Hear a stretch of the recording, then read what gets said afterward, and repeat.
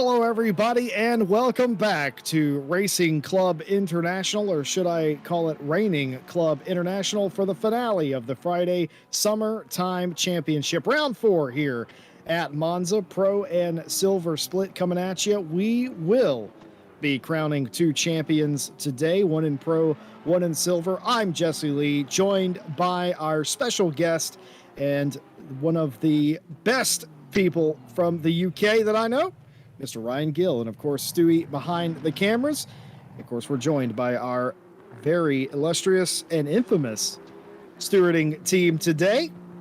And speaking of infamous, what a track to end the championship on. Whoever came up with this championship, absolute mad lad. Rain at Monza.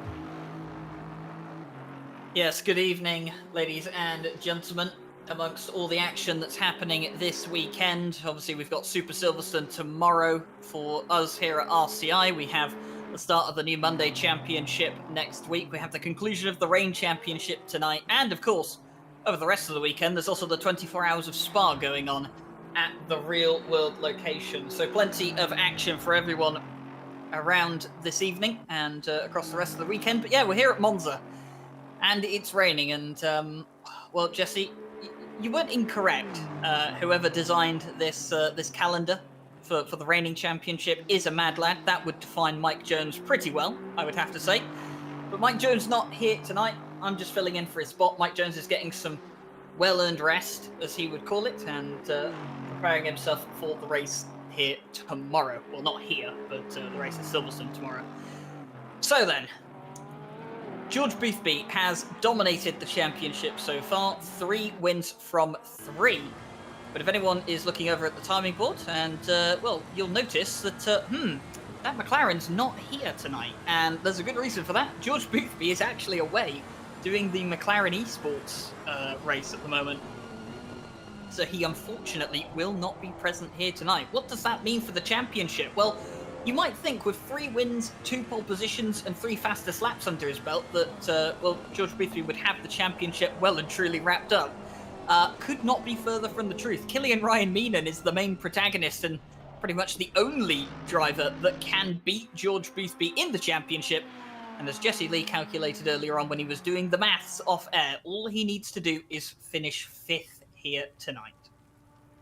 He sure does. And, well, with Boothby and his chin missing from competition tonight, Killian Ryan Meenan will be looking to sneak this championship away. And the possibility of having a new Friday champion is very much on the cards tonight. Killian, the only one that has a realistic chance of doing so.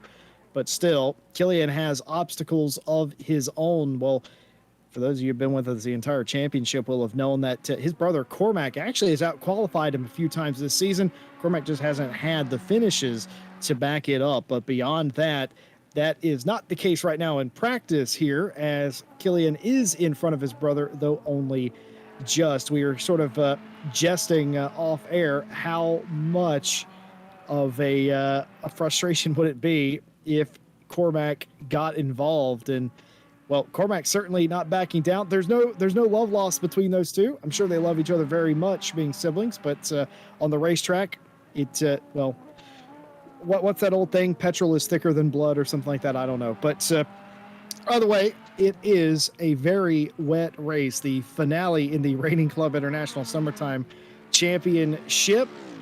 Just 4 races in the mini summer championship. There will be a little bit of a break before the Friday championship resumes, but that already had been discussed and also set up for sometime in August. I think it starts the 7th or whatnot, so just a week or so off. Practice ending here, very wet. I'd call this moderate to heavy rain, not an absolute deluge, but not light rain either. 30 degrees C, the track temp still retaining a significant portion of heat, 26 degrees C in the air, and no real wind to speak of. Ryan, this is the champion. Chaos can ensue in turn 1.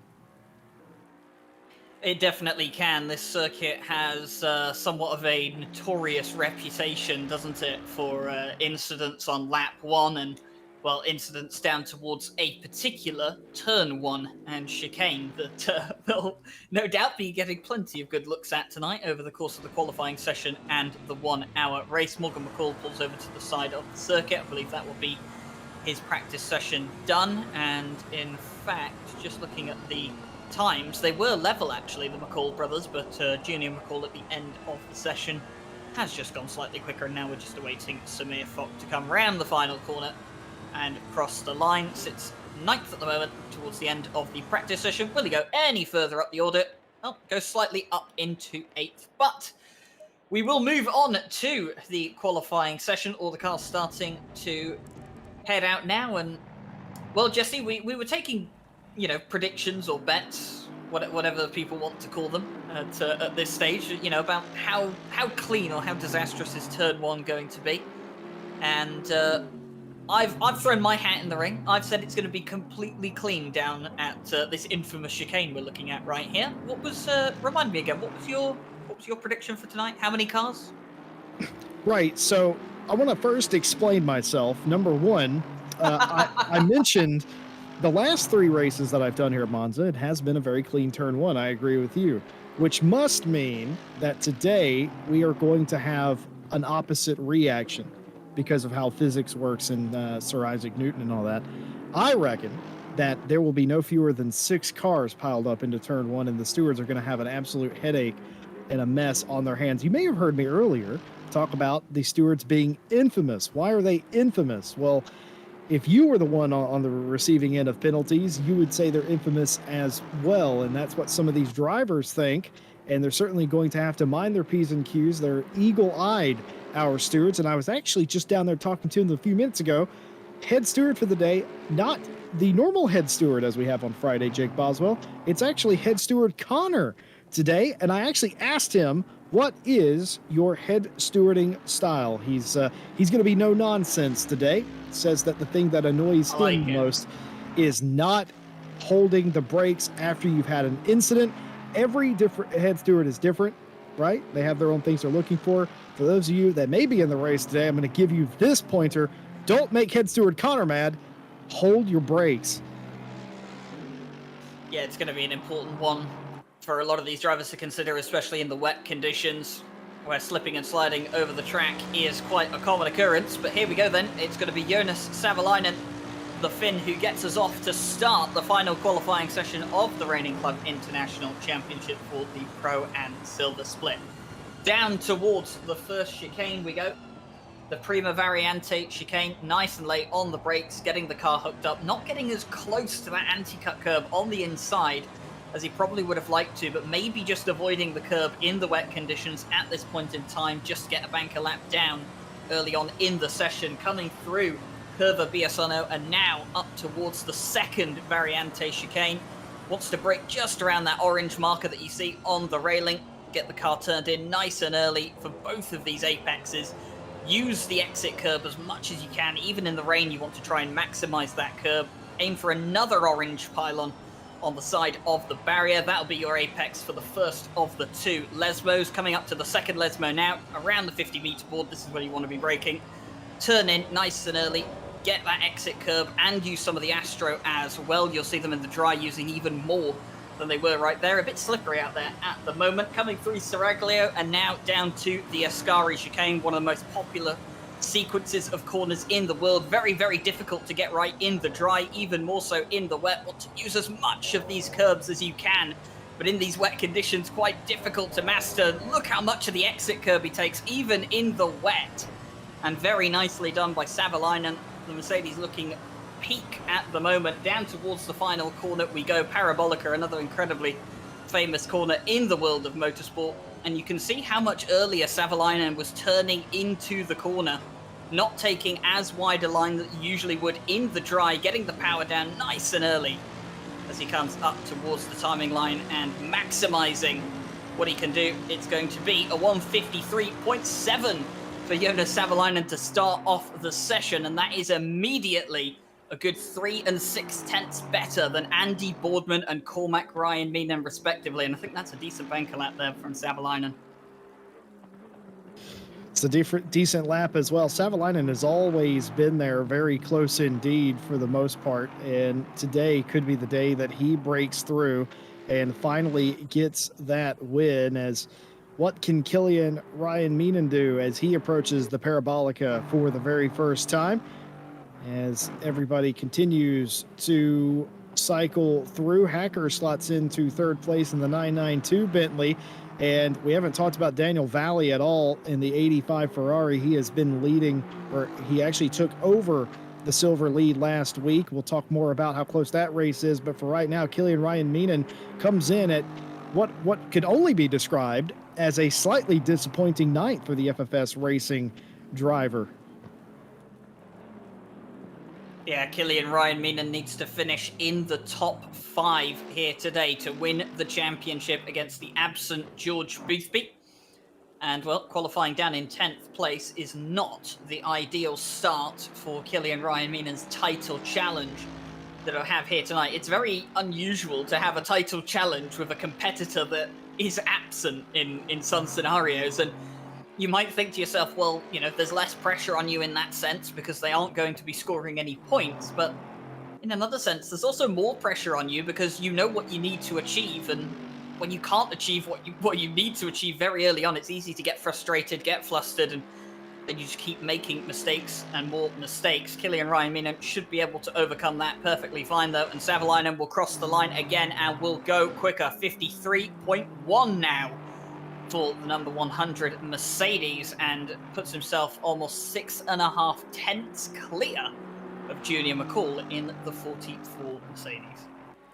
Fernando Sanchez currently P10, goes all the way to 4th there with a 53.886, the quickest lap that they've been able to maintain. That'll put the silver leading car all the way down to 6th place now. Savalainen, McCall, Giacomelli, Cormac, Ryan Meenan, Sanchez, the top 5. Valley has a literal valley between him and Anderson in silver. And of course, Brown third in silver right now, about 3 tenths off of Anderson's pace for second place. Second lap for Killian Ryan Meenan. What can he do? And that's more like it, folks. A 53.670, good enough for third, but still a little more than half a second off of Savalainen's pace.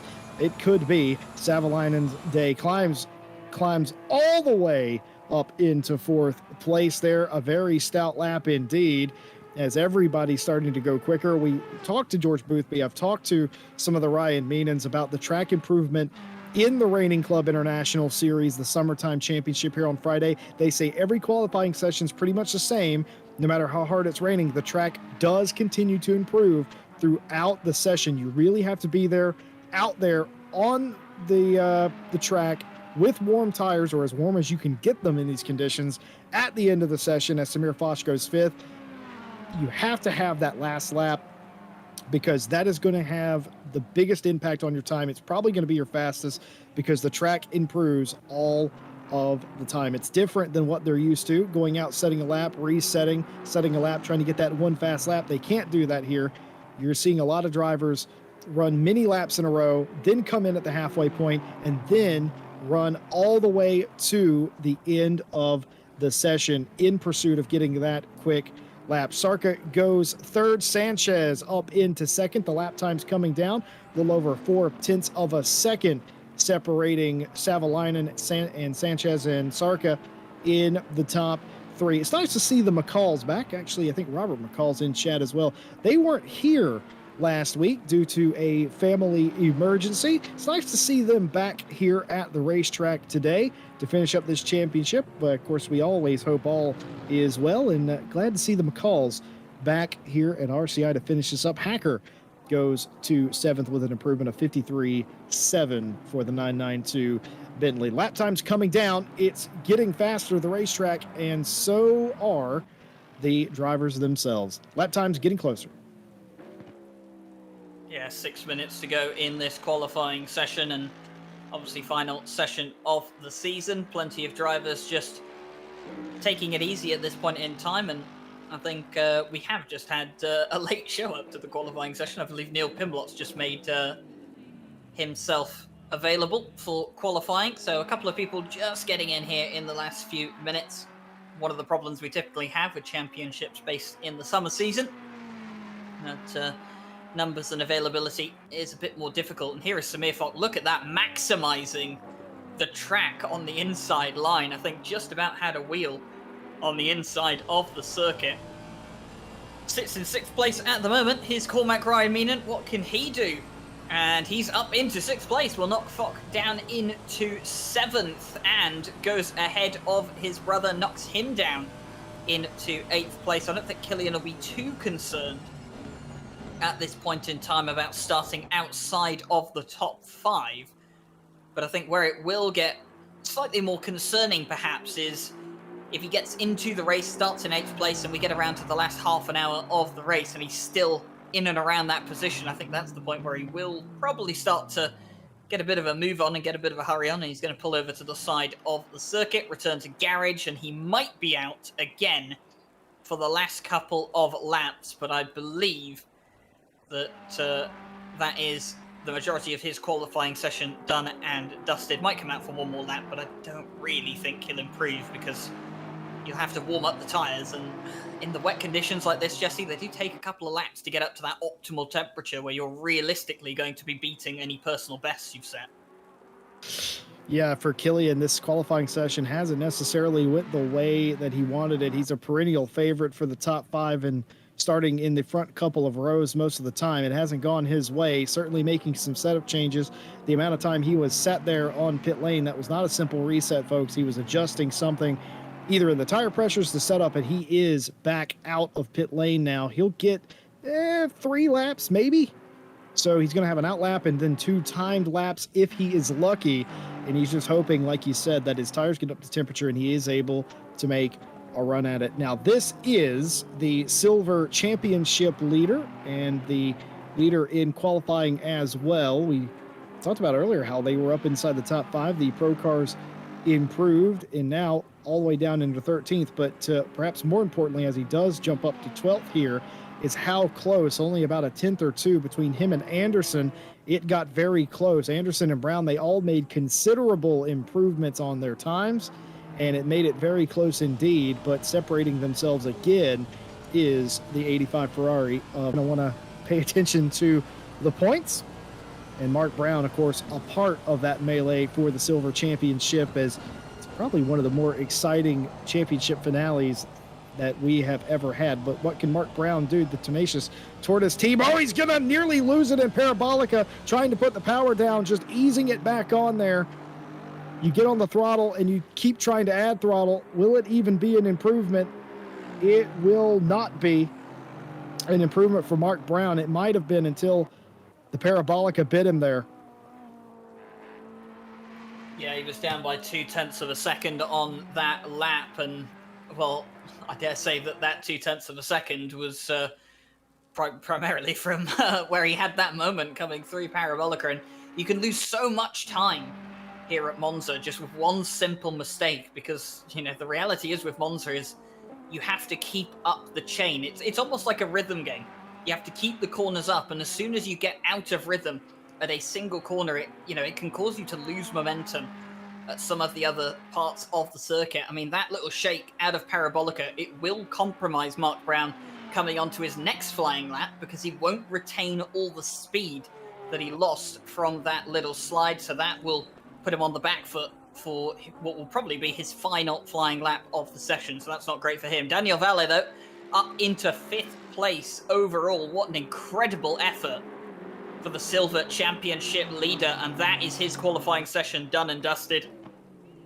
Has parked it down at turn 1, has returned to the garage, and has decided that that is good enough for Silver pole position here tonight. And to be honest, I do not blame him. That was absolutely mega. That's more of what we expect from Daniel Valle, to be fair, is he has had some frustrating races, but some excellent runs as well. And that is sort of where I expected Valle to be. He's, of course, a silver driver in this championship. You could argue, though, that he belongs somewhere in the pro field. And we'll see for next season if Valle comes back, if maybe that is a correction that is made. Of course, there's several factors that go into your placement. Killian Ryan Meenan does go quicker. Again, a 53.439. The quickest lap for Killian not only puts him in front of his brother, but in the 4th place position, 2nd row of the grid. That is just about where you want to be. Martin Grady has just seemed a bit off of the pace. The big flying Bentley not flying on this wet racetrack. Grady will get one more lap, but all the way down into 14th place. What does Sarka have? Good enough for 2nd place, a 53.3. And that is 0.3 off the overall pace by Savalainen. Savalainen, by the way, at a 53.010, still out on the track on a flying lap, still digging, attempting to get the most out of the 100 AMG. And so is Andy Boardman, who is back here in 10th place. Not where I'm used to seeing Boardman either. Now, Andy Boardman struggling a bit, it seems, in the final qualifying session of the season. Savalainen has returned to pit lane, by the way. That 53.0, more than enough in his eyes to guarantee that pole position. I dare say he is correct as well. Here is Andy Boardman, though, coming into the Parabolica for the final time. Goes a bit wide, I think, just there from Andy Boardman, coming up towards the timing line. Is he up on his time? I think he's exactly level. Will cross the line and will not improve. So Andy Boardman, unfortunately, did he just make a mistake here? Is that what I caught just there? Yeah, bit of a slide, and having to correct it forced him wide, and that's not what you want to do. And still having to save it towards the exit of the corner as well, and could have probably lost about 2-3 tenths easily on that. 2-3 tenths, by the way, could have potentially taken him up into 5th place. And, well, Junior McCall crosses the line and will throw his Mercedes all the way up into 3rd place for the final session of the season. And Mark Reinhard will cross the line to finish 20th at the end of the final qualifying session. Martin Grady did not improve on his lap time. He remains 14th overall, but it is Jonas Savalainen with a 153.010 that takes the final pole position of the season, and well deserved as well. 0.3 of a second clear from 2nd on the grid. Well, we promised you after qualifying we would take a look at the championship points, and here they are, the Pro Series points. George Boothby with 212 over Killian Ryan Meenan's 169. You will find that's a 43-point gap. Well, if you finished 5th in this race, you get 44 points. And that is what Killian Ryan Meenan needs, a 5th place finish to win this championship. George Boothby not here. Martin Grady, I don't think has a chance to win the championship. In fact, doesn't. He's 90-some points out, or 80-some points out. So the most you can get is 65. So Martin Grady in 3rd place. That will be interesting to see with how Grady struggled in qualifying. If Savalainen is able to jump him for 3rd, just the 15 points between the two of them. So keep that in mind. Killian Ryan Meenan, 5th or better, wins the championship today. 6th or worse, George Boothby wins. George Boothby, not here, will still win the championship with that. Behind them, in 5th place, we have Climbs with 101, and then a lot of drivers close here. Junior McCall, Samir Foss, Jonkers, Boardman, and Sarka, all within striking distance of one another, just a handful of positions apiece, and those positions completely change inside the top 10. Here is the back half of the field, and still, once again, very close between Hacker Sanchez and Giacomelli, and even Cormac Ryan Meenan and Morgan McCall, who have all had their struggles this season, and even Martin Lawrence, who I don't actually think is here today. Behind them, Asasek, Bobbert, and Pimlott round out the final Pro drivers. Now, folks, this is where it gets super spicy. This is the full Vindaloo. Pay attention to this. Daniel Valley leading the championship with 157 points over Trevor Anderson's 153. Joe Dauber in 3rd, 150. You'll find that's only 7 points. And even behind him, Mark Brown at 146. That's only 11 points back. All 4 of those drivers have a realistic chance of winning this championship today. And of course, there is points for fastest lap. But besides that, it is an 11-point spread. And considering there's 65 points on offer for a win, anything is possible with that. Behind them, Mark Reinhardt, Stefan Miller, Fatozzi, Haggard, Holland, and Peters, the top 10. They all have relative space between them. And the back half of the Silvers here, Gooch, Asprey, and Donald. Rounding out the back half of the Silvers. It is a spicy day here for the Silver drivers. And for Killian Ryan Meenan, he must know, Ryan Gill, exactly what he has to do. Fifth or better, he's the champion. If not, George Boothby repeats as a two-time Friday champion. Yeah, plenty of stories still to be finished. Well, finished being written, should we say. And another chapter in the RCI Friday Championships due to start and close this evening. But here is the grid then. And was looking at Jonas Savalainen's lovely Mercedes, and now have a little bit of a fly through on the drone cam through the grid here. Killian Ryan Meenan there on the left, the number 23, has his brother, as per usual, alongside him on the opposite row of the grid. Those two just, you can't keep them apart, can you, Jesse? It's just impossible. I'm pretty sure, somebody might have to fact check me, I'm pretty sure 3 out of the 4 races in this championship, they've either started nose to tail or side by side. So like you said, they're very close. I feel like all that does is help. Can you imagine having a sibling that you're constantly racing against, just like the McCalls as well, the McCall family race? I call them the McCall family racing team a lot of the time.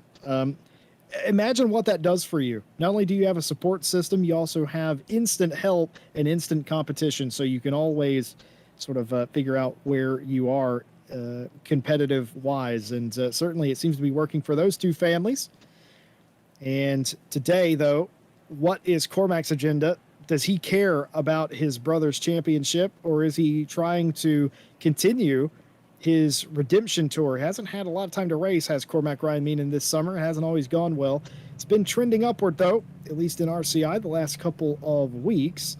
So we'll have to see just what happens here today. Folks in chat, thank you all for being here and being a part of the finale. If you like RCI racing, would like to see more of it, oh boy, do we have a race for you. Super Silverstone tomorrow. All race coverage of that broadcast here on RCI TV Live. Why not like, subscribe, hit the bell? Don't miss that race and join us. We're going to have a lot of fun there. A lot of different classes, a ton of teams, really fun racing going on tomorrow. Super Silverstone, super because of all the classes. Silverstone because why not? It is a world-class racing venue after all. And it's going to be a lot of fun for that one-off race. And of course, a big thank you to all our partners, Race Department, AK Informatica, Driver 61, Fanatec, and Sim Racing GP for all of their support. Just a reminder that you can get a 25% off of driver coaching at Driver 61 by using our discount code. All that information in the description, including our Discord, if you're interested in racing yourself. We have ACC and Racing Room races going on now, and sign up starting all of the time. We'd love to have you. Folks in the chat, who do you think, or actually not who, but how many calamities do you think we're going to have here on lap 1? How many crashed race cars? It is Monza. It is the meme. Ryan Gill's going with none. I said 6. What about you in chat? How many cars are going to end up crashed here? Let us know. Vote in chat. Ryan Gill, keys to a good start here, especially for Savalainen and Killian Ryan Meenan. Well, keys to a good start. Pay attention. It's one of the biggest reasons I think Killian Ryan Meenan has been caught off guard on the starts this season, and it is something that we are kind of used to seeing with Killian. You know, maybe just focusing, not in the right place at the right time. Make sure you're in the correct gear as well. That is something that so many drivers that I talk to seem to... they have some sort of lapse in concentration, Jesse. It's hard to explain.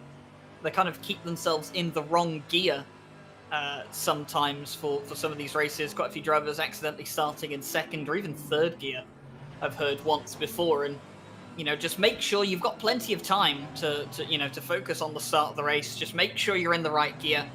Keep your eyes focused on what is going on ahead of you, and then, well, most importantly, keep one eye focused on when those lights go out and when the green flag drops. Because if you can be the first to react when the green flag drops, well, you're going to be the one most likely to gain places at the start of the race. We saw it in the Euro Masters Championship, didn't we? Mia Rose with probably the best start I have ever seen. Absolutely heroic in an ACC race. It was unbelievable. I mean, she was ahead of Killian, before turn one, and that BMW had to fit through 2 cars to get up to where it was in the first place, and that's not an easy feat with the size of that car.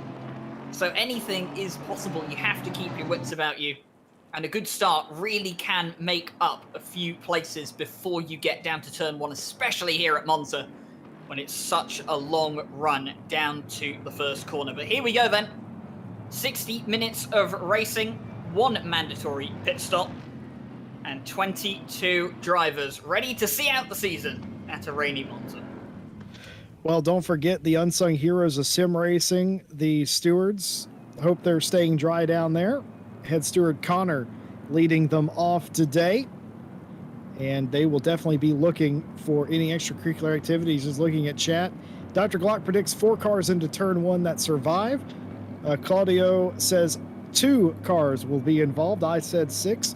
We're going to see. We have had a rash of clean races as the green flag goes down and everybody spreads out. Nobody immediately bunched up. It was a fairly mundane start, but look at the pink Aston bundling them up behind us. They're going to be 3 wide going down into turn 1. It was a clean start for your pole sitter, but what about the cars behind us? They're going to try and fit through here 3 wide. They have to get it down to 2, and there it is. 1 car off and backwards, and I think that's just going to be it. A lot of cars stopping, the GTR completely stopping. More contact there. 2 cars now. You could argue 3, and there it is. And the same car again. That's going to be 4, and that is 4 cars off there, and a lot of work for the stewards to do.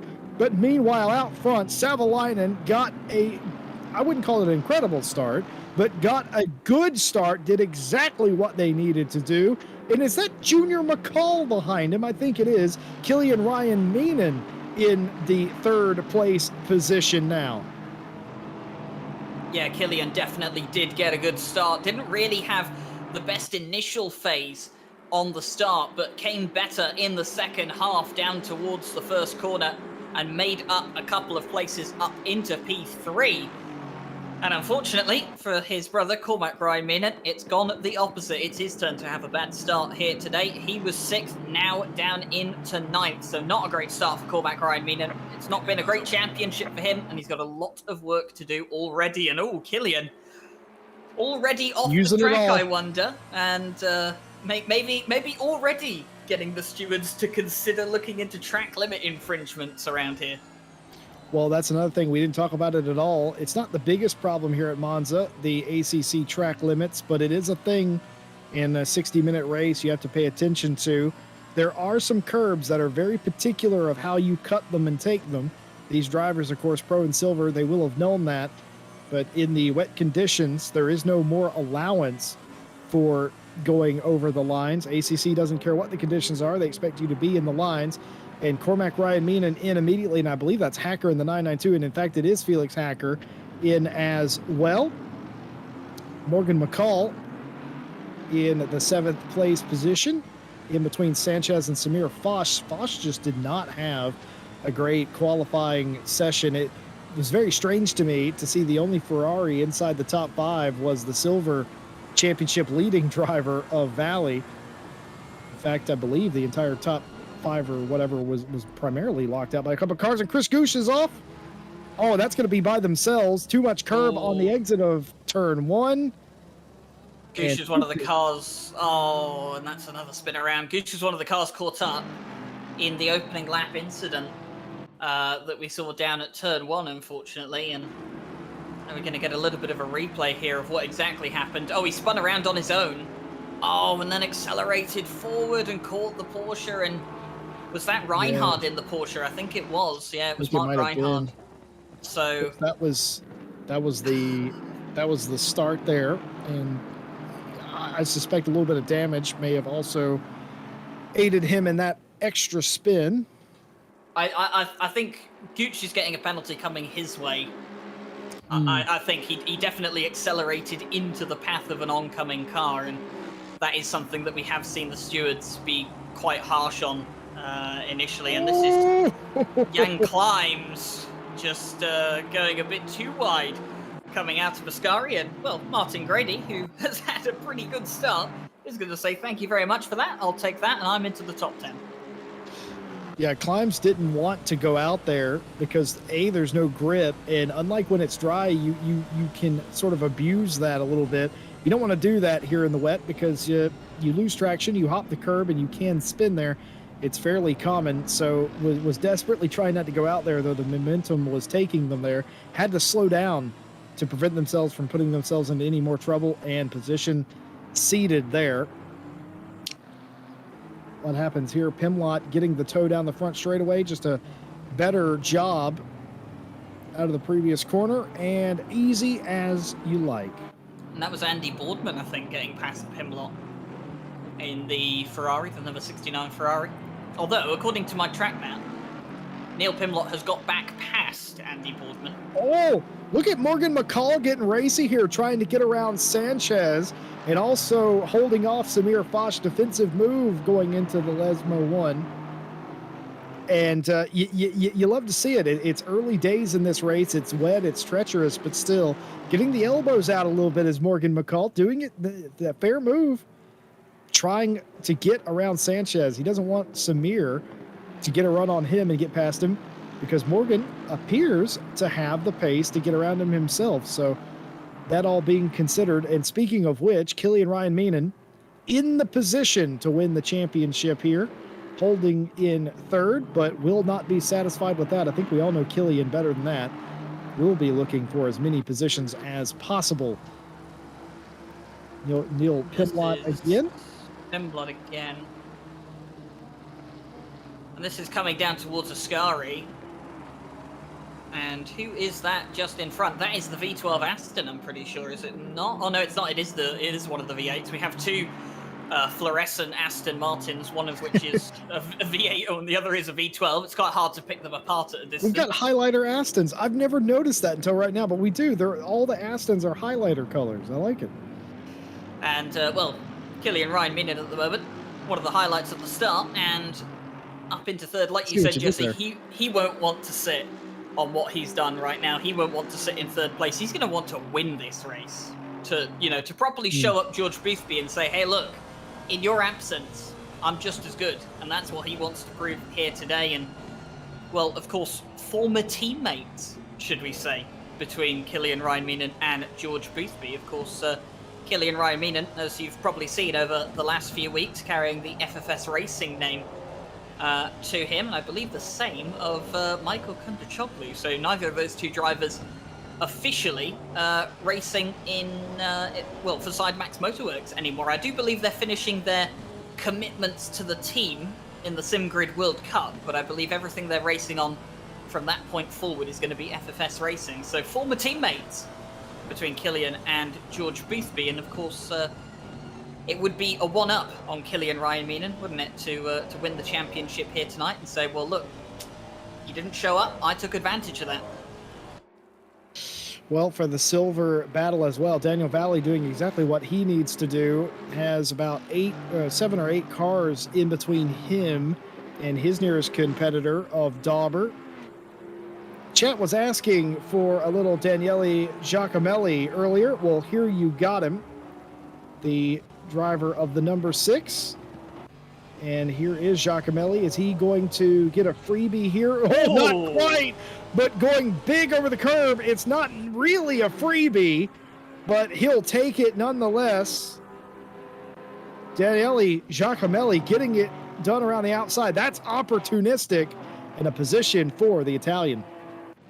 That's the second time that Jan Climbs has had a bit of a sketchy moment through Ascari. He had one on the exit and now one in the middle of that sequence of corners. And it's not really the corner where you want to have a mistake like that. I mean, so aggressive over those curbs. And could easily find yourself in the wall, especially in these treacherous conditions where there is no grip on a lot of those curbs. And you can see Killian there just using that anti-cut curb coming through Seconda Variante just to try and bounce off of it and use that momentum to try and close the gap up towards Junior McCall at this point in time. But he's still got about 0.4 of a second between him. Meanwhile, Morgan McCall, the older brother of Junior McCall, is slicing his way back up through the field, and he's got Sanchez in front of him right here, right now. And can the Mercedes use the power it has in the straight line to get past the Aston Martin? Sanchez is going to defend on the inside line. Fock in the Ferrari just behind. He's gaining in the slipstream as well. He's looking opportunistic. What can he gain out of this if there's a mistake to be had? Sanchez defends it well. It's a bit unstable, and Fock had to react, and that almost unnerved his Ferrari. And my word, Morgan McCall not quite done yet, as he's going to have a look into Parabolica as well. Sanchez again defends on the inside line. Morgan McCall, though, later on the brakes, is going to try and slingshot himself around the corner. Couldn't get the power down. Can't get the power down. No grip on the outside line. And it looks like Sanchez will defend that position as we come down towards turn 1 now, unless Morgan McCall can reignite that pace from the Mercedes. Although, having said that, looking at the power of the Evo at this point, not quite able to have a look down into turn 1. But some brilliant defending from Fernando Sanchez, and that is exactly the kind of defending you love to see. Yeah, it's a type of racing I love to see too. I promised you all today some spicy battles as Andy Boardman here slotting past. And that's about Joe Dauber. Indeed, and that's about as easy as you could draw that up. A little bit of cooperation by Dauber there, I think. But I promised you some spicy battles today. It's not exactly what I meant. I meant in the points, but on the racetrack as well. Folks, this is why I do this. I love to see stuff like that. Sanchez, McCall, Foch, all giving it their all racing cleanly, and putting on an absolute epic show. Now, Morgan won't care about any of that, as Foch is going to go off the track in Lesmo 1. That's Lesmo 2. He's off, and he's going to lose a position to Grady. Yes, Grady is through now. Oh, avoiding action. Had to take avoiding action there. Threw him off. You're going to see a yellow Bentley. There it is. That is Tidge. Martin Grady getting through.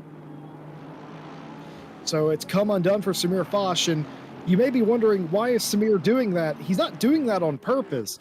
Folks, these cars in these conditions, a lot of these turns, once you're in the turn and committed, you can't change what you're doing. Otherwise, you're either going to spin or go off, especially in the rain. That's what you saw the last time through, and that's what you saw right there in the Lesmo as well.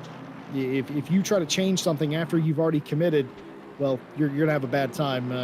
Excellently held by Samir, losing the 1 position. Morgan McCall, though, is back on the attack. Maybe a little bit frustrated. Would have wanted to have been by Sanchez already. The AT Academy 514 AMG looking for another opening, hoping and praying. Just give me one more look, one more chance, one more mistake by the 88. Yeah, and in conditions like these, mistakes are, well, one of the most likely ways you're going to get past someone. But it does look like Morgan McCall has the pace to get past the Aston Martin of Sanchez. Just needs the right run at the right time, at the right part of the track. And it sounds quite difficult to hook all that up at the right time, and it is. And that's typically why in the rainy races it is more difficult to get past your opponents, but it makes those overtakes all the more impressive and all the more rewarding when you do get them done. Giacomelli now on the back of Samir Fock after Samir Fock's mistake he made earlier on, and Jan Climbs just in the background there has dropped like a rock down to 11th place. The Porsche at this point in time, and seems to be holding a steady gap to Giacomelli at this point in time and not really closing down on him. So it could be that Jan Climbs is just in for one of those races where the lap chart of positions is just going to keep going down, down, and down. Well, I can tell you for the leader of the race, Savalainen, he's led every lap, and Junior McCall is doing him a service. I don't know if Killian's quicker than Savalainen, but the battle that McCall has levied against Killian has done nothing but help the 100 AMG, nearly 3 seconds, 2.8. The actual gap between him and second place, as these two continue to play chess, and neither one of them coming out on top. Oh, it's going to have to hit the eject button there as Killian. I don't think the stewards are going to mind that too much, because not only did he... he gave the time back as well. Yeah, not only did he rejoin safely, he also broke extra here to give Junior McCall... You're going to see he doesn't get on the gas immediately, and now he gets back on the gas. That's perfect. That's textbook. Killian Ryan Meenan, student of the game, knows the rules here at RCI. I don't even think the stewards will take a second look at that. What that will have done, however, is possibly earn him a track limits warning assigned by ACC, if anything, because of the corner cut there. But other than that, no harm, no foul. Killian avoiding contact, knows he has a role to play here, would very much like to get around Junior. But there are bigger things at play as Savalainen continues to gap Junior. But what a race start for Junior. First 15 minutes up into the top 3 in second place, holding off a champion in Killian Ryan Meenan. Excellent stuff. Yeah, definitely so. And you said about Killian Ryan Meenan, he understands the rules here. He's one of the, I like to call them traditional racers. He likes the hard and fair way of racing, isn't afraid of a bit of door-to-door contact, and he likes to earn his overtakes. And this is a replay of Morgan McCall. Swing out of shape, and on the grass as well, but keeps it nicely. And won't find the wall on this occasion, and well done there from Morgan McCall. But I don't get it. Are South Africans just not afraid of anything? What was that? That was insane. Like, how did he drive it like that? I mean, George Smith fears no man, as far as I'm aware. You know, there's nothing that man fears. So it could entirely be that the South Africans go off the track in the rain, just completely unfazed, keep the throttle in, and we'll just hope that it sticks. And well, Morgan McCall made it stick right there. But yeah, with Killian, he has lost time to Junior McCall. If you look at the timing board, 1.3 seconds, 1.4 almost actually, between the two of them. So definitely did not gain any time in that little cut across the first corner. So I don't believe the stewards will look into that at all. We haven't heard anything yet from the stewards regarding the lap 1, turn 1 incident. But like Jesse said, it is head steward Connor's first officially governed race here tonight as head steward, new head steward in training. And obviously, you know, with a bit more time as the race has got quieter after the first couple of laps, we want to take the time and just make sure those incidents are reviewed properly. And always a fan of making sure that things are reviewed properly, as Martin Grady is overtaken by the likes of Giacomelli. Or is that, no, sorry, that's Samir Fock, isn't it, in the 888? Well, I mean, it's to your point, the stewards, there wasn't anything past turn 1 that was immediately prevalent to us that there was any contact. So the stewards going to take their time to get it right. And in fact, they already have. Of course, the other difficult part for the stewards there was it was a bang sort of play of like, was this one thing you look at as a steward is this related to this, or, you know, is there more that happened because this particular thing happened? So they have to go through that entire incident from all these perspectives to get the full story, to make sure they're making the right calls for each one. It's an unenviable position that they have, but they are starting to rule on that turn 1 contact.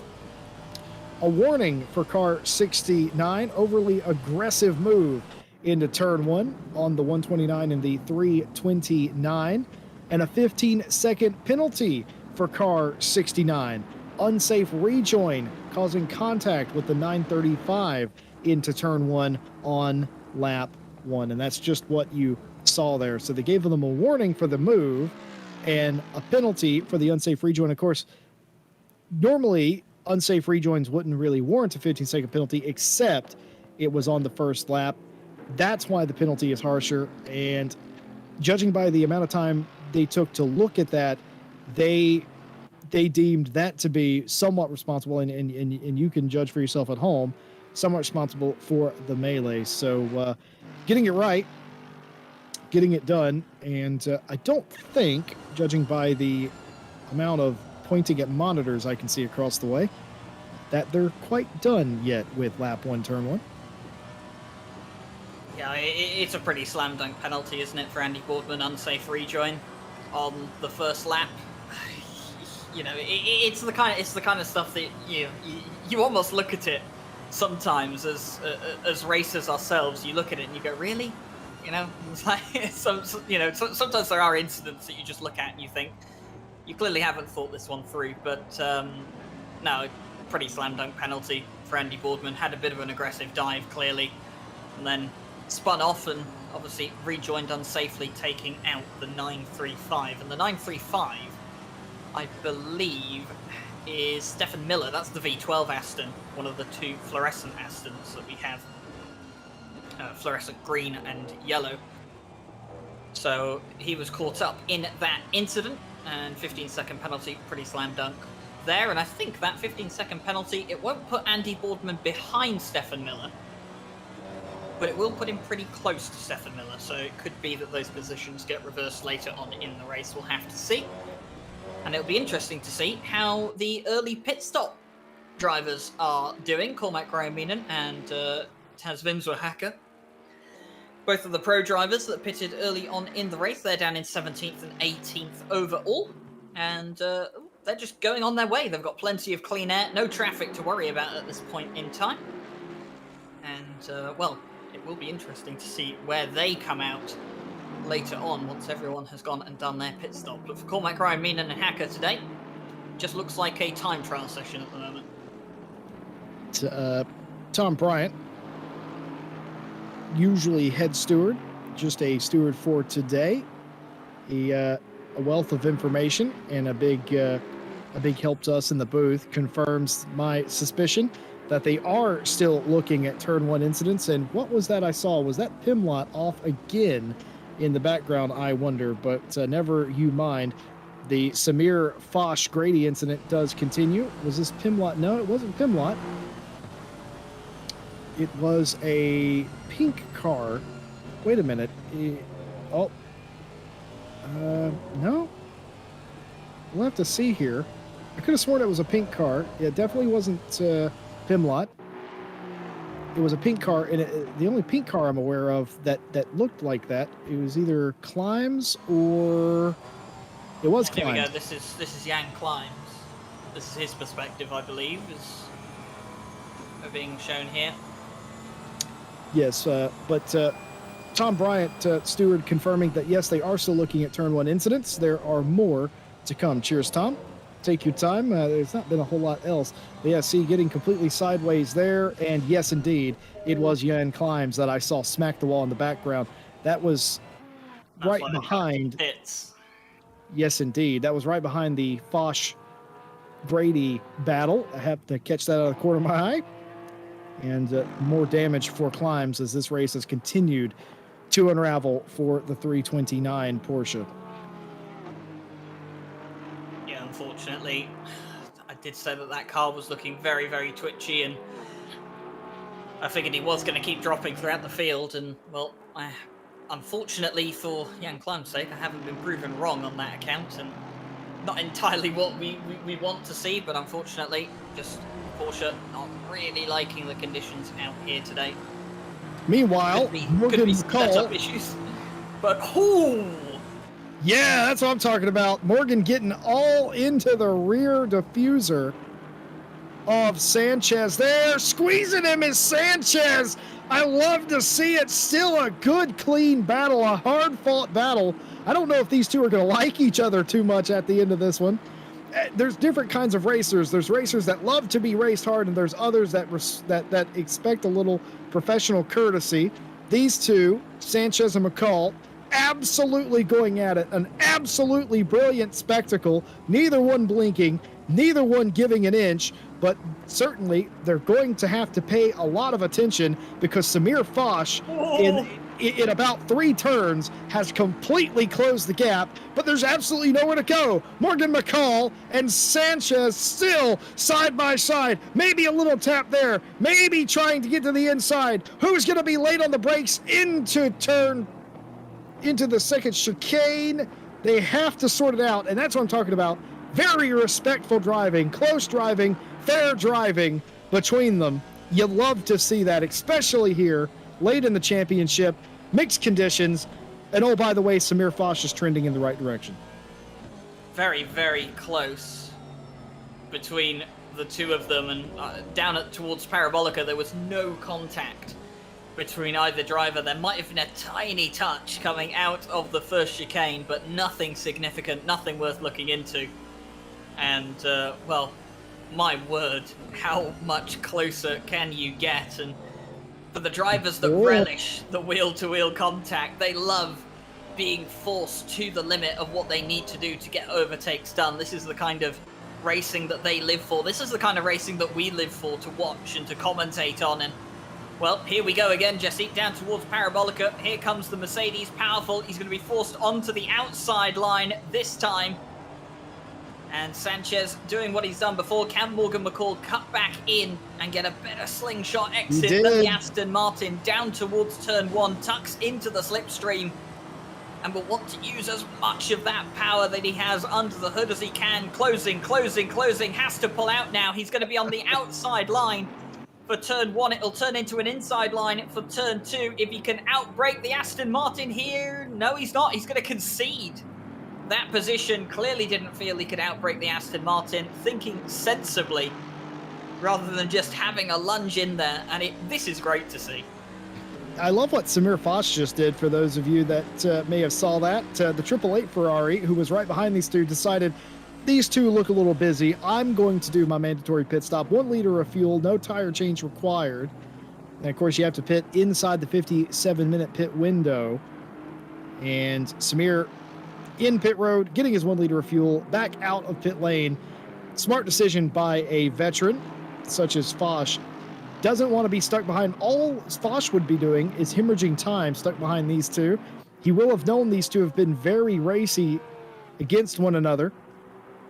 I feel like that is the perfect move for Samir. And again, this battle, like you said, has been absolutely epic.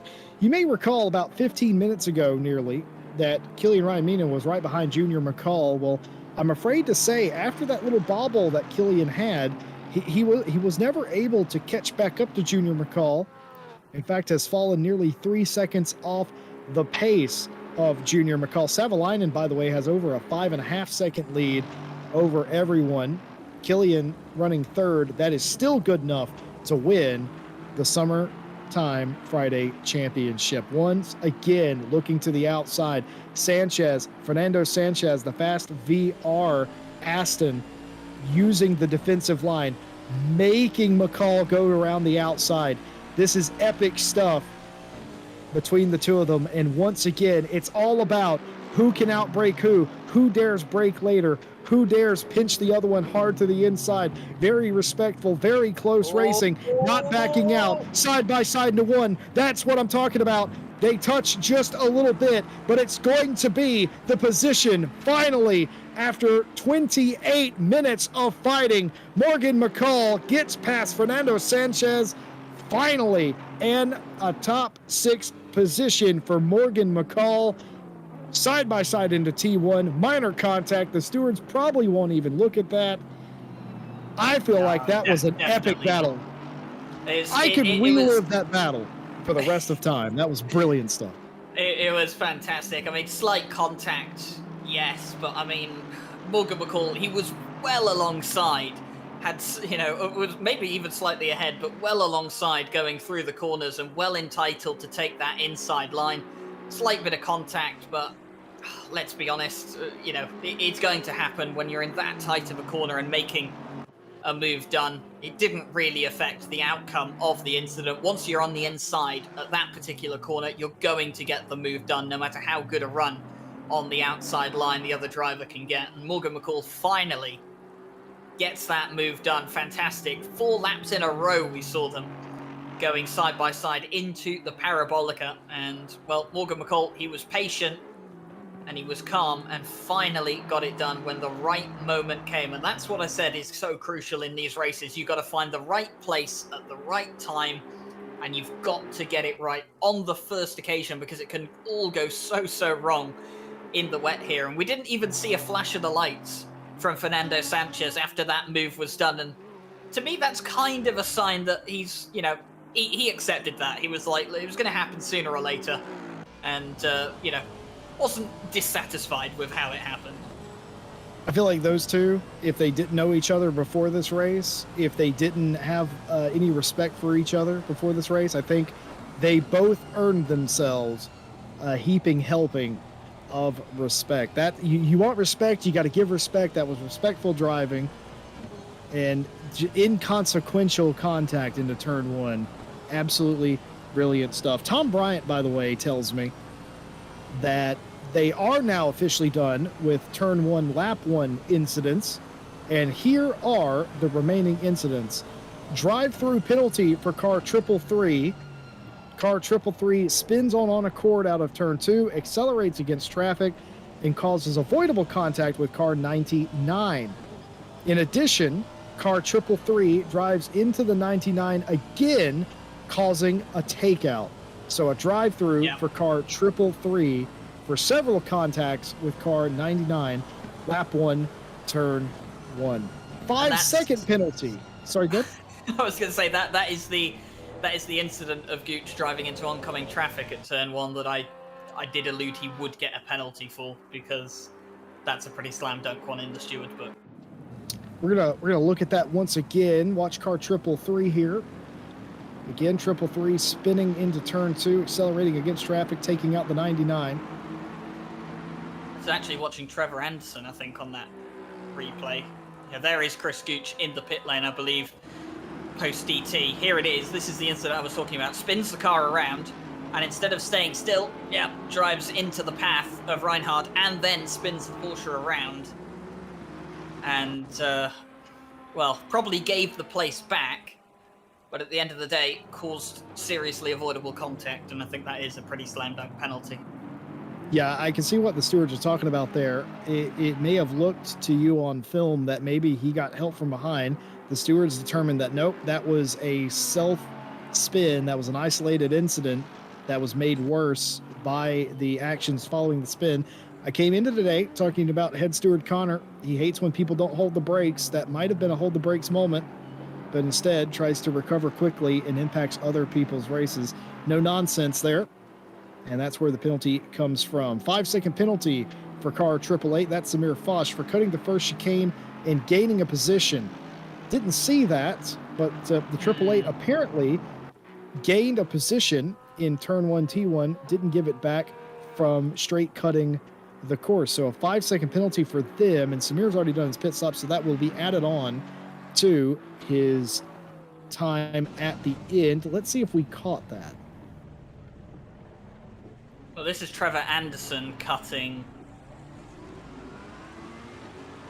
Okay, so we've just been informed by our broadcaster that was actually Samir Falk. Ignore what the slight graphic said in the bottom corner saying it was Trevor Anderson. That was Samir Falk just cutting the first chicane, and obviously we didn't see a lot of that replay, but obviously the stewards have looked at it and judged that he didn't gain. He didn't give the place back that he had gained. So I know what Samir would argue. Samir's like, well, the track was blocked, but even still, that doesn't give you.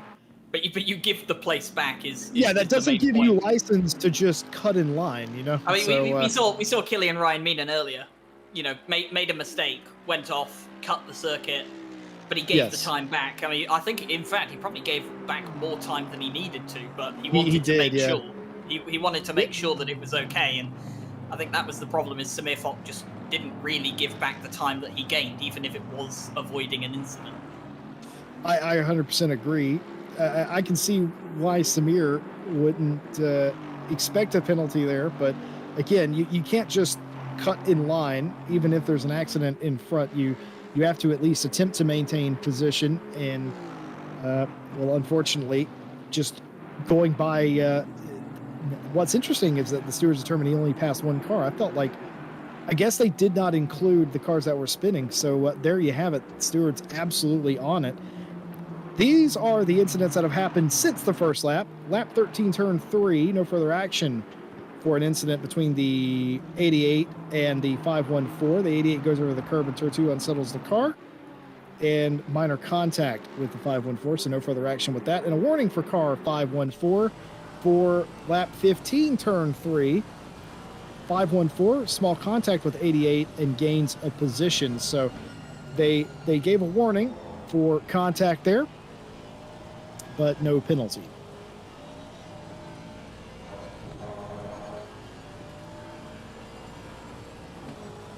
Oh, so that's the yeah, I will say I didn't expect them to.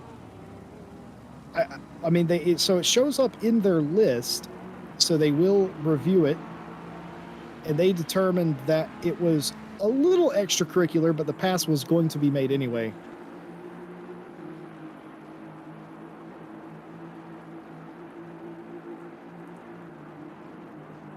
Well, Morgan McCall won't mind either way, because he is up into 6th place and will continue on his way. This is Giacomelli, who is now chasing down Sanchez, and Sanchez now doesn't have to deal with another Mercedes on his rear end, but he does have to stare at the front end of what would be his car. And at this point in time, this is where the battles do get kind of interesting, because you have drivers in the exact same machinery. The only differences will be setup and driver's skill.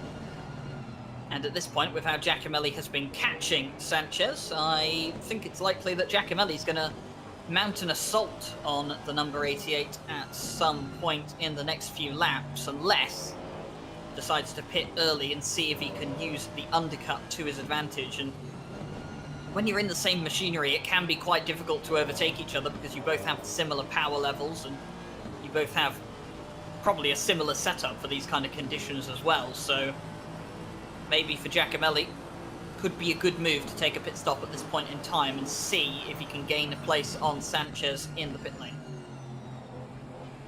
Of course, all of the top 10 drivers still have a pit stop to make, and that means that strategy could be afoot here.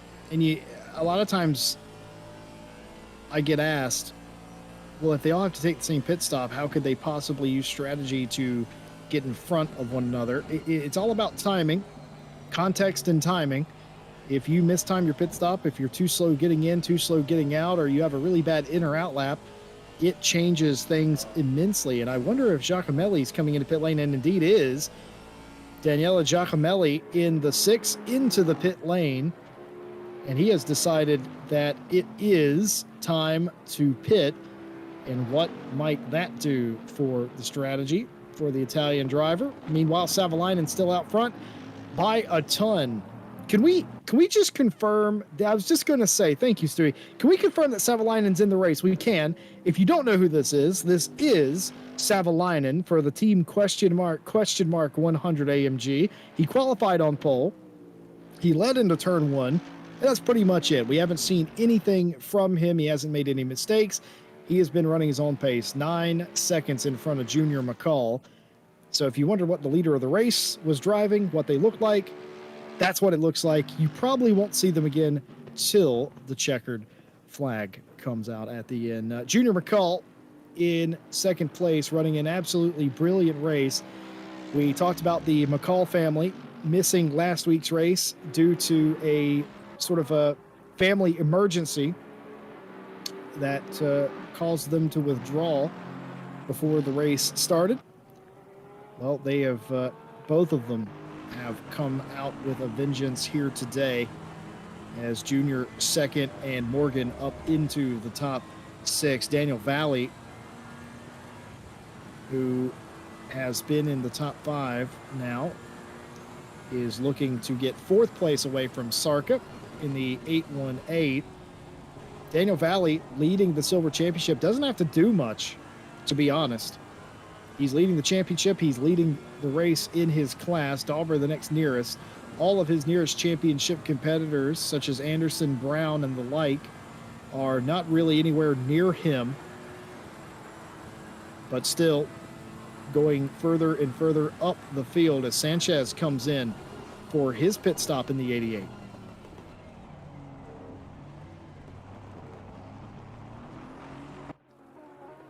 Yeah, Giacomelli had pitted earlier, which is what I thought would be sensible for the number 6 to do, and now we'll have to see if they can use that pace in clear air. We're looking at Stefan Miller here, who's, I believe, just letting the Ferrari go. And is that Samir Fock? It is Samir Fock in the AAA.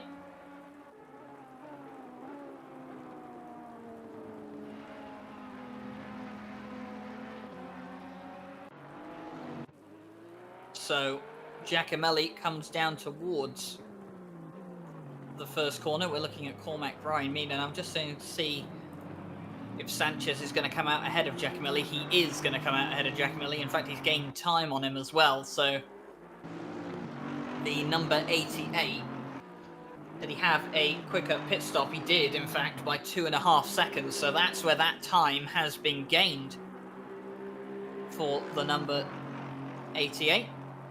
And a very nice pit stop for them, but it has found them just behind the likes of Felix Hacker, and now going to go side by side into the second chicane, and not quite able to get the move done. And Sanchez will have to back off and regain momentum.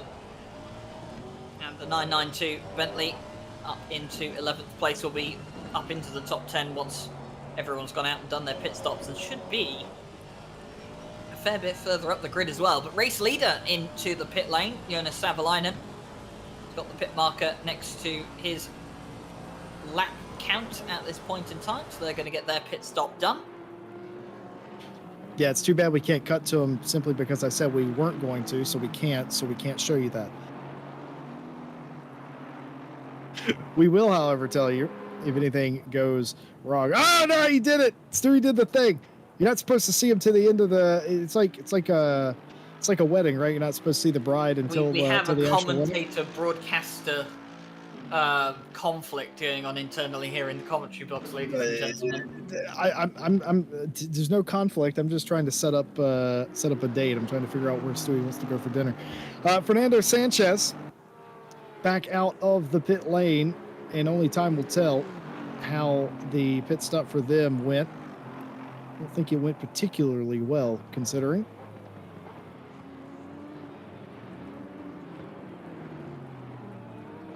I'm actually being told by our broadcaster he's actually cooking dinner tonight on a Friday night. I'm actually quite curious, Stu, what you're having for dinner tonight. Ryan, what are you having for dinner tonight? Or what did you have for dinner tonight? I was actually quite boring tonight, considering my usual cooking adventures for those of you that documented don't know, many times on the stream before. Yeah, for those of you that don't know, Ryan Gill is actually quite an accomplished chef in a sense. I feel like you've mastered several dishes that most people don't even attempt. The presentation's nice. I'm sure it tastes very nice. So what was for dinner tonight? I just had a pizza. was it at least hand tossed or something? Did you order in? It was handmade. It was handmade. Well, there you go.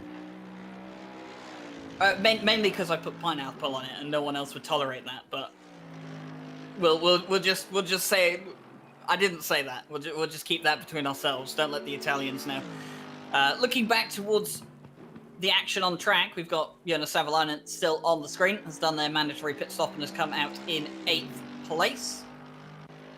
And they'll be hoping that they don't come across too much traffic, although looking at where they are at this point in time, they've got a nice clean road ahead of them.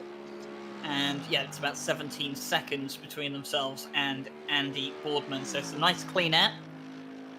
And the number 100 should retain the lead of the race once everyone else has filled out and done their pit stops. Killian Ryan Meenan has somewhat stabilized the increasing gap between himself and Junior McCall. It's now sitting at around 2.9 seconds. It was about 3.2 earlier, so he's worked that down slightly, but it's still nowhere near enough for him to start closing in on the second place, provisionally first, number 44 Mercedes. Ishmael Lebrecht joins us in chat, lamenting that how watching this makes him wish that he was on the racetrack, and commiserating the fact that he can't be a lot of the time. I think we've all been there, Ishmael. We know how that is, and we just like having you around. Thanks for hanging around, commenting, talking to us, and I love to see you in races whenever we can get you in them. Life gets busy sometimes, and just your presence here. It wouldn't be an RCI broadcast. It doesn't feel right if we don't have certain people hanging around.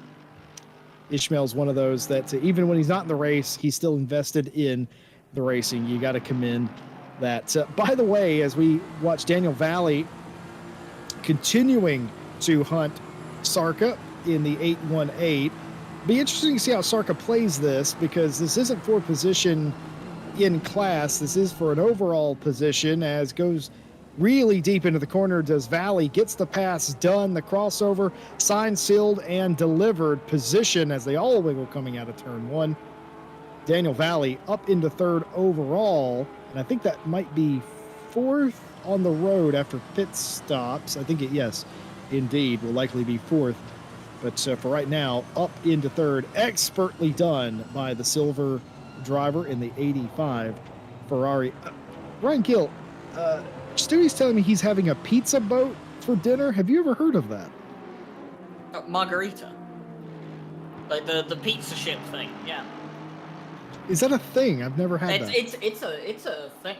It's definitely a thing. I mean, I'm not sure how it is over in the US, but when we have like fajita wraps, we like, you can get these like fajita boats, as what can we call closing in on. Is that Sharka? It is the name of Sharka. But yeah, you can get these like fajita boats, and they are quite literally called boats on the packet. That you can get instead. So instead of obviously wrapping it up in a wrap, you kind of just place it in the boat, and then you just grab the boat by the bottom, and it's pretty easy to eat out of. That's my debate on food for this evening's broadcast. Thank you for joining us for the cooking. I'm sure we'll have another segment tomorrow in the 10 hours when it gets quiet at some point. Thank you for joining us for Cooking Club International. This has been a presentation of Ryan Gill. Yeah, I've never had a sub branch that we can get I've never had a pizza ship. I've never even seen one. It looks delicious, however. Jesse Lee, you seem to have missed out on some of the finest delicacies in life. That's all I'll say on that comment. Well, I mean, you know, we could get into a nationalistic conversation here, but as Americans, we have donuts filled with chocolate and all that confectionery stuff. We don't necessarily fill. The only thing that we really do is we're watching Andy Boardman get by Martin Grady here. Easy as you please, that into turn one. That's how you draw it up. The only thing we do in that manner, I guess, is like a potato skin or like a baked potato. We don't. I mean, there's also calzone, but that's not. It's not a. What, you mean like a jacket potato? Yeah, indeed. But yeah, we don't really. If that is a thing here, I've never seen it. It looks delicious though. It reminds me of like what a calzone would look like if you cut the top of the roll off. Well, we are in one of the world's greatest food producing, or should I say dish producing countries. Monza, of course, Italy, famous for a lot of its dishes, including pizza, which I had this evening, which was very lovely. But what Italy is also famous for is motorsport, and that's what we're focusing on here this evening. And it doesn't sound like it, right? It doesn't sound like it. This is the cooking segment of the race, because things have got a bit quieter. But Martin Grady is, on his way at this point in time, just a bit behind Andy Boardman there. We saw Andy Boardman get past the likes of Martin Grady just a moment ago, but Boardman's still carrying that 15-second penalty. They will serve that during their pit stop. So that penalty will go away.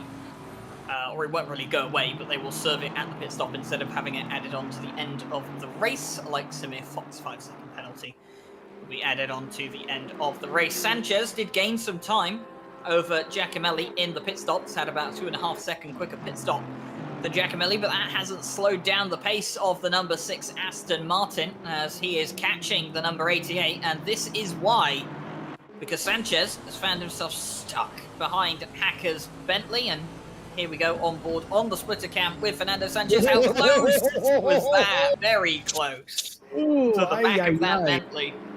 Get a good look at the gearbox in the back of that car, and well, here we go again. Sanchez closing in. The Bentley not too keen on these wet conditions, but I have to say, both of the Bentley drivers that we have in this championship, Martin Grady and Felix de Hacker, have definitely done very, very well in the Bentleys so far in this championship. Of course, Martin Grady, third in the championship at this point in time, might lose that place with Savalainen on course to win the race here tonight, and then Felix de Hacker on course to finish in the top 10 in the championship as well. So both of them done very, very well considering the circumstances this season. I don't think Martin Grady's quite done with Andy Boardman just yet.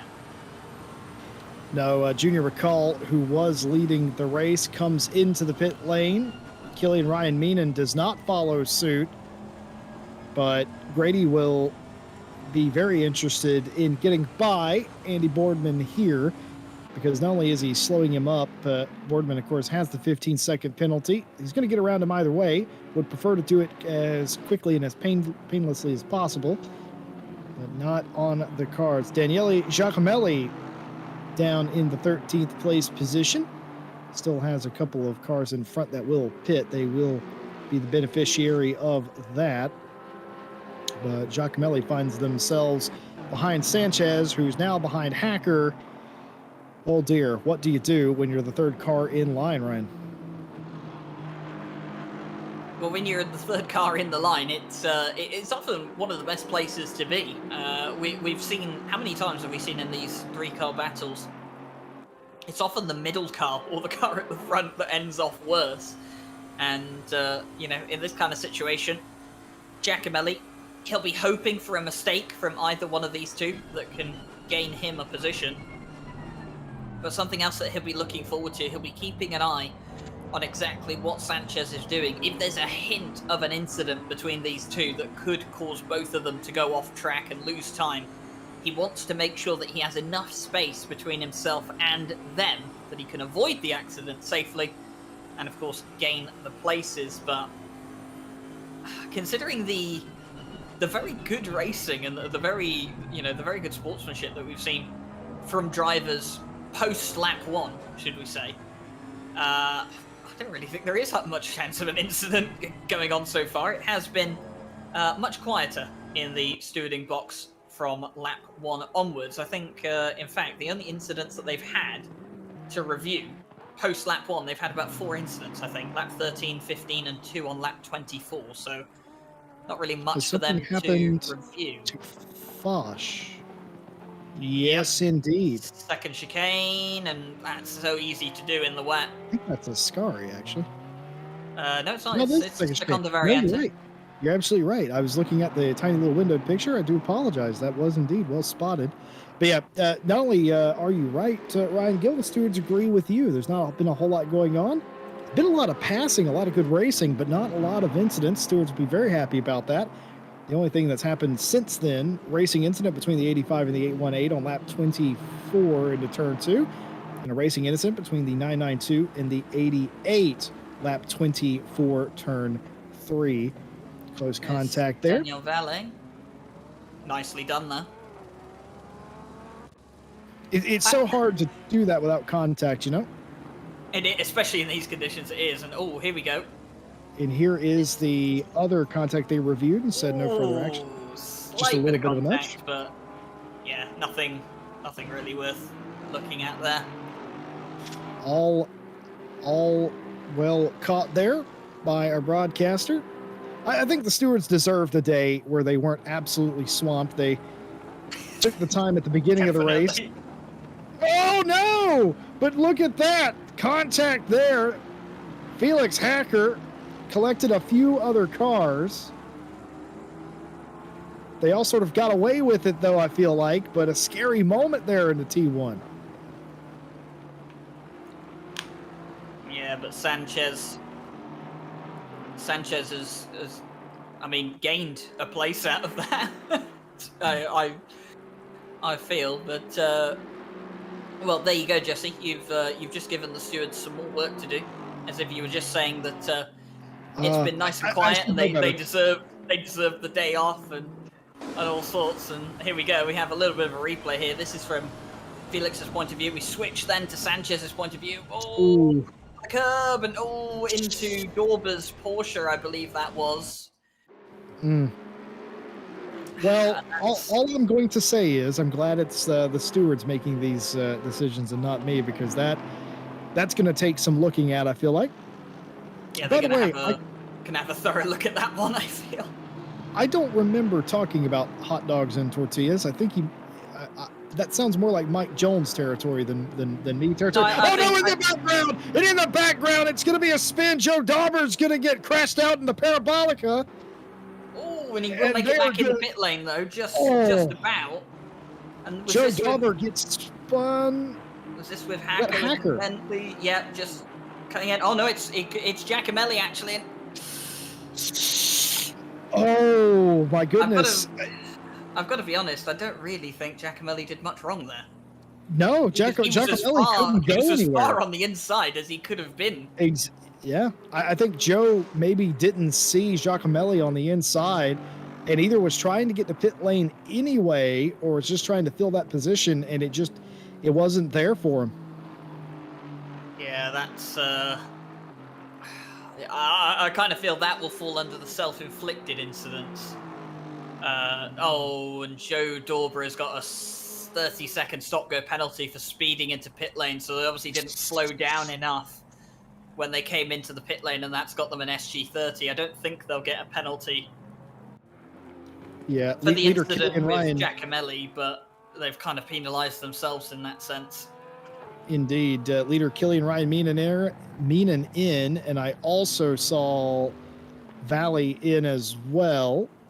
And in fact, yes, indeed, they are. And that will hand over the lead to Martin Grady Tidge, the king of the plebs, they call him. He will lead for the very first time today. And that's a title I wish I had. Yeah, I don't know who started calling him that or how long that's been a thing for Martin Grady, but the first time he ever raced here at RCI, his fans were here and they started chanting "King of the Plebs," and I don't know. I don't know if that's like a thing. But someone who isn't King of the Plebs is Killian Ryan Meenan. Well, the reason why, he's jumped Junior McCall in the pit lane. And are we going to see? Is this Joe Dauber?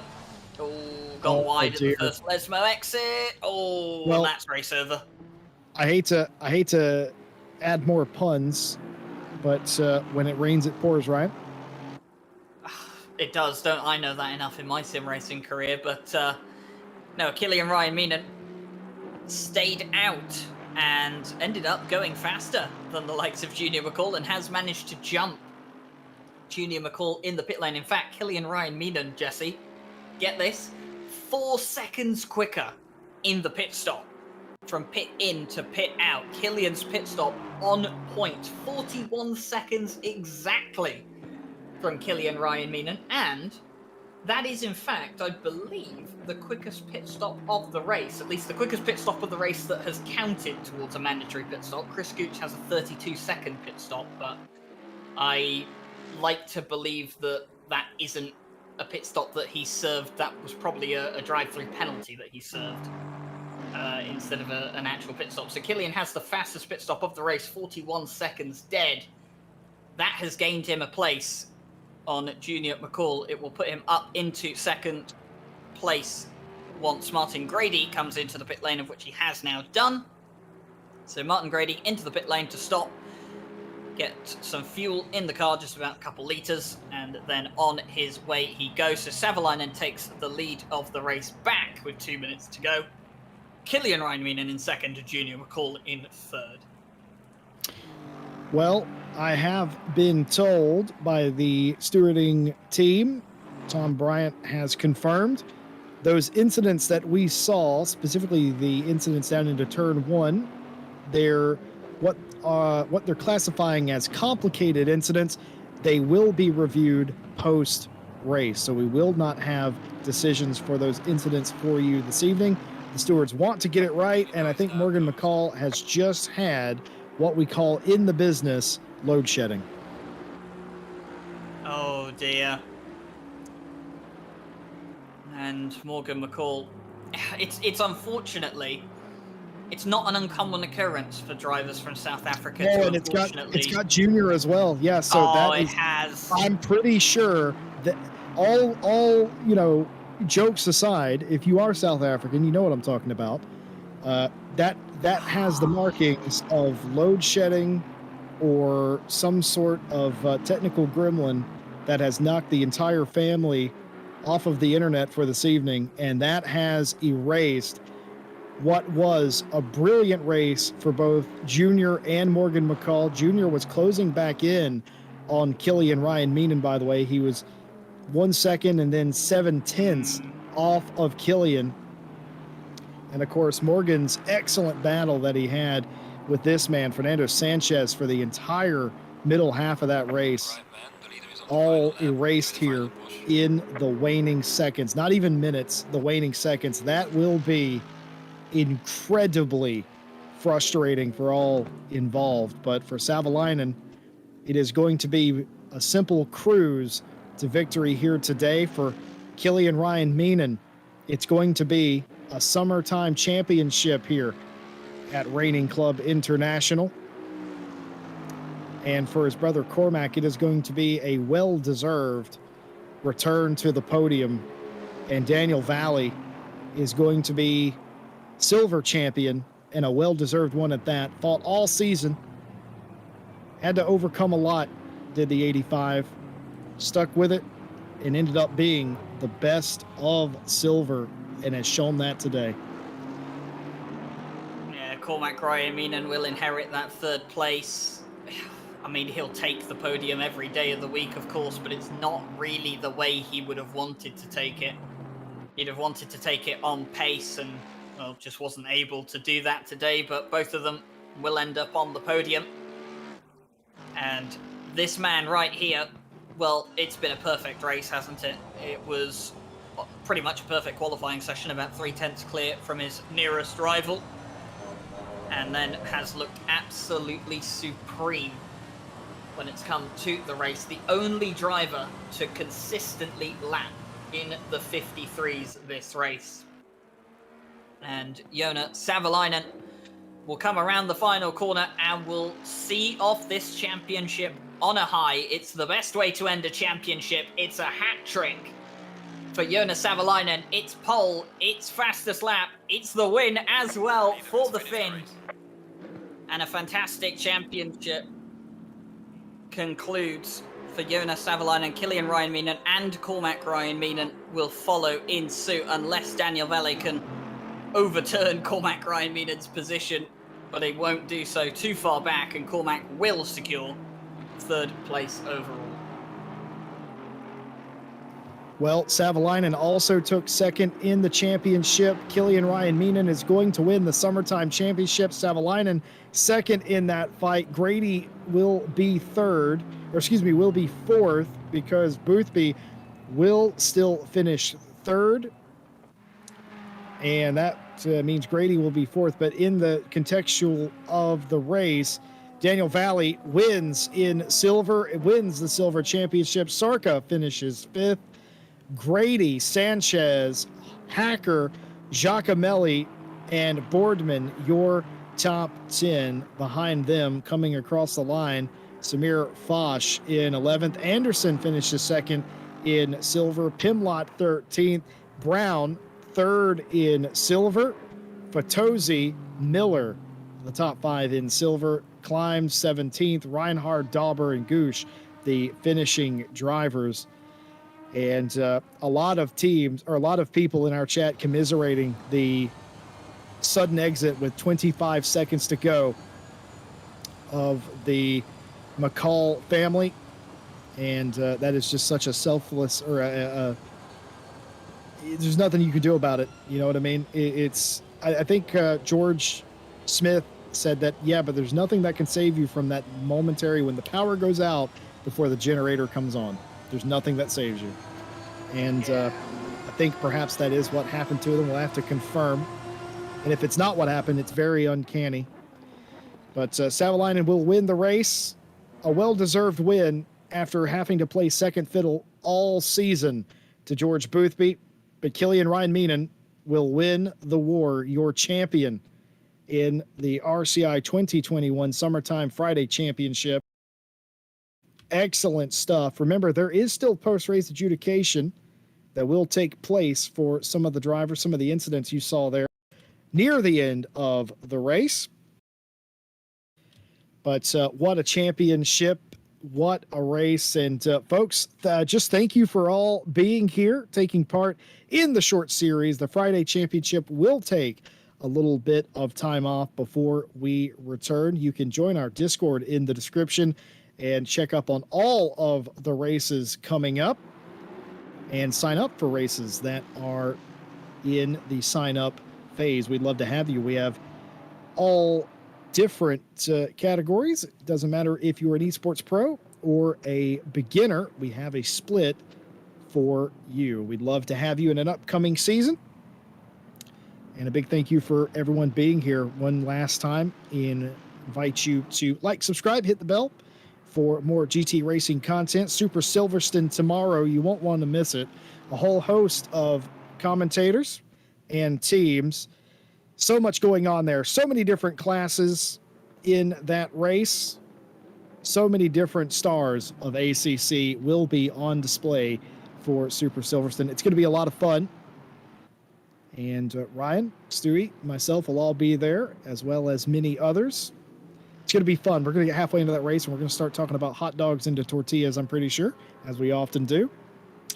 And, of course, a big thank you to all of our partners, Race Department, AK Informatica, Driver 61, Fanatec, and Sim Racing GP for everything they do. You can get 25% off of a driver coaching session at Driver 61 by using our discount code. All of that information, of course, as well, in the description. Ryan Gill, you're down with our winner.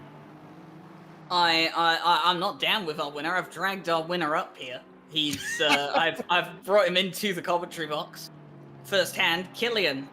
Hello. I mean, you've done it in the absence of your championship rival here today, but does it take away from the feeling anymore? Not really. You still have to turn up to them all, and you need consistent results to win. So if you don't turn up to one of 4 races, that's it's not on me. That's exactly what I like to hear. But I mean, you had an interesting race. I mean, qualified in, was it P5? Had a good start. I knew that I had to finish P5 or higher because it was a 43 point gap and P5 was 44 points. Mm-hmm. And I knew if I was P5 or higher, then no matter where Savalainen came, he couldn't beat me. So that was fine. So I didn't really need to push. I just needed to make up a few positions on, maybe get to 4th or 3rd like I did on lap 1. And then I kind of sat there. And then I was surprised I jumped McCall in the pit stop. That was a nice... You had a mega pit stop. I mean, you had the quickest pit stop of anyone. Oh, really? It was 41 seconds from pit in to pit out. You're about 4 seconds quicker than Junior was in the pit stops. Oh, nice. And then McCall, I don't know if it was on stream, but I think he disconnected and it was full throttle into turn 3 behind me, and I just saw his car appear in the mirror, and I shit my pants because I saw him coming, and I thought, oh no. But Killian, I just gotta say, Yeah. Ireland won the 2-man rowing competition at the Olympics a few days ago, right? You may be familiar with that. And Yeah. now Ireland has another comeback story. It's you winning this championship. You played you ran your races for 3 races in a row. Boothby doesn't show up today, has other commitments, and you still don't get the win, but it doesn't matter. That speaks to your consistency. Why? What made? Have you always been a consistent driver? I try. I mean, I knew George is going to be pretty hard to beat. I think the Aston has a reputation of being extremely fast in the rain. I have always found it's not as good in heavy rain, like most of these races have. I prefer it in light drizzle and greasy conditions. I think that's where it really shines over everything else. So it was quite decently matched. I think George's raw pace is faster than mine. I'm happy enough to admit that. So I wasn't surprised that he was winning, especially in such a strong car like the McLaren. But I mean, you have to turn up, and I think it was on the podium for every race. I think it was 3 seconds and a third. So that was good. It was just a lot of staying out of trouble and no penalties, because they can drop you way down. One last thing for me. You're absolutely right. One last thing for me. You spent this entire mini championship fighting for qualifying positions with your brother. What's that Yeah, competition like between the two of you?